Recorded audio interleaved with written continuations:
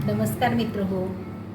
कुंडली भाव में हम बहुत कुछ देखते हैं। कुंडली के 12 भाव है, उसमें 27 नक्षत्र है, 12 ग्रह है और इसकी डिटेल जानकारी देखना बहुत ज़रूरी है। जैसे कि 12 भाव और 12 राशियों का कारकत्व और हर भाव में हमें क्या देखना है, इसके बारे में बहुत अच्छी जानकारी होनी पहले ज़रूरी है।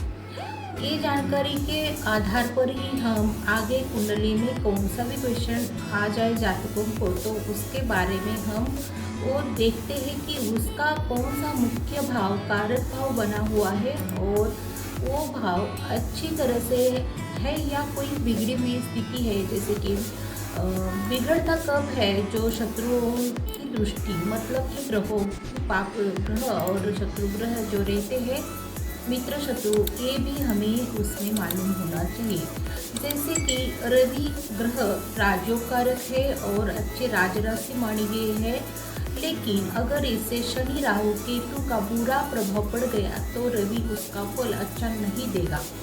इसके लिए आपको कुंडली की अच्छी जानकारी होनी बहुत ज़रूरी है। उसके आधार पर हम कुंडली एनालिसिस कर सकते हैं। अगर किसी का रवि खराब हो गया तो उसकी हेल्थ इश्यूज भी रहती है, नौकरी में दिक्कत आती है रहती है या दूसरे लोगों से झगड़ा भी हो जाता है। जैसे कि कारकत्व हर ग्रह का अलग अलग है, उसी तरह से उसके जीवन में उसका प्रभाव हो जाता है। और इसमें पारंपरिक भी बहुत सारे नियम है, वो देखना पड़ता है।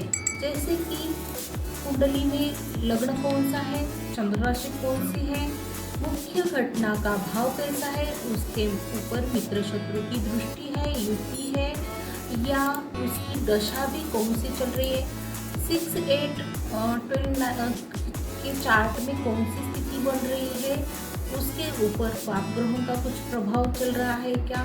ऐसे बहुत सारे नियम है, जैसे कि मंगल है, शनि है या काल सर्प योग बना हुआ है, ऐसे भी बहुत कुछ देखना उसमें रहता है। तो कृष्णमूर्ति पद्धत में बहुत अच्छे नियम है और उसके आधार पर नक्षत्र की स्थिति, उप नक्षत्र की स्थिति कैसी रही है और इसमें से भावों को बहुत महत्व दिया गया है।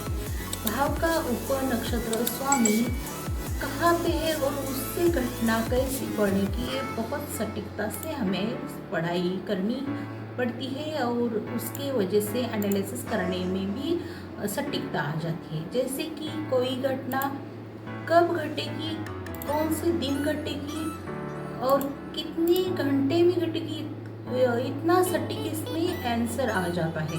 सो इसके लिए नियम अलग है और पारंपरिक के नियम अलग है। ऐसे ही हम जानकारी देखते रहेंगे। जानकारी के लिए हमारा चैनल फॉलो करें, चैनल को लाइक करना मत भूलिए और सब्सक्राइब ज़रूर करिए। धन्यवाद।